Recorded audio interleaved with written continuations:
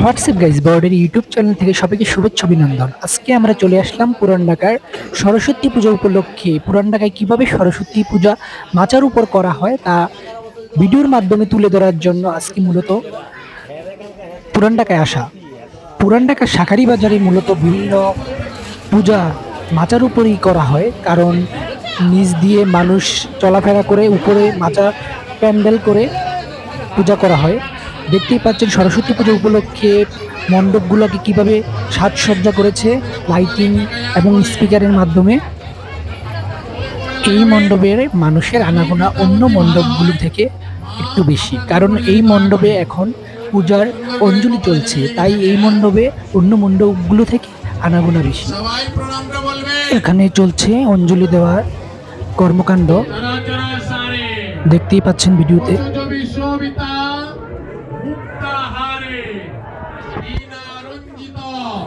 পুস্তক হস্তে ভগবতী ভারতী দেবী নমস্তুতে তং তং সরস্বতী। চলে আসলাম অন্য আরেকটি মণ্ডপে। দেখতেই পাচ্ছেন প্রতিমাগুলো এত নিপুণ ভাবে কারিগররা গড়েছে যে বাস্তব মায়ের রূপ ফুটিয়ে তুলেছে প্রতিটি প্রতিমায়। দেখতেই পাচ্ছেন কি অপূর্ব সৌন্দর্য প্যান্ডেলগুলো করা হয়েছে।